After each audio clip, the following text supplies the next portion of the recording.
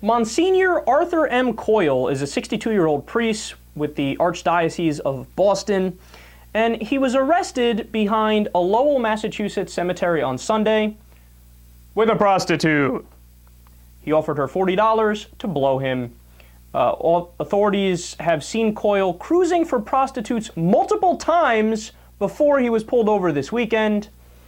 Coyle has since been placed on leave from the church. He's prohibited from performing other religious activities.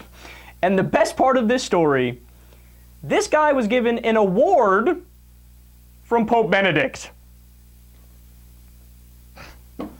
Now, this has become quite possibly the least surprising story in America, a priest engaging in some sexual behavior.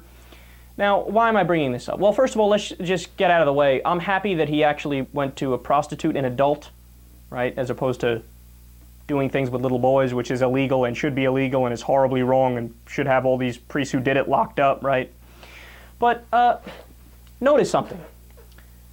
Every single person, and it's usually religious figures, but there's other people as well, who claim to be holier than thou, whether it's in the Catholic Church, whether it's, I know that happens a lot in Buddhism, where they say, oh, we live a life where we rid ourselves of all passions, because if you don't get those passions, then that leads to pain, and we avoid pain by having no passions. Yeah, it's all bullshit. It's all bullshit. There's no such thing as holier than thou.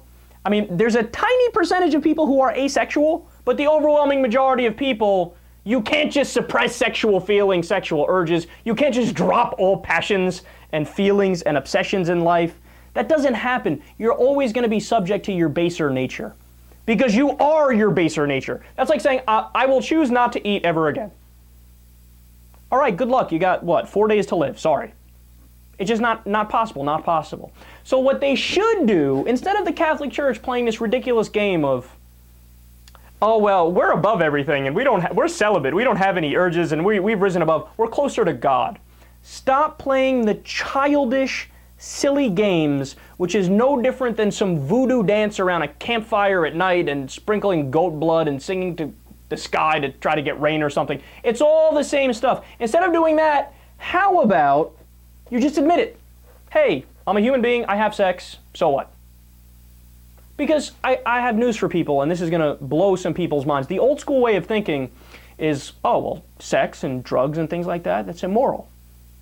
Sins of the flesh, if you will, right? No. See, I'm of the school of thought, you can have an incredibly high libido, and you could do drugs and still be an incredibly moral person. I know, wild. Let it set in and then come talk to me a little bit when you figure out how that makes sense.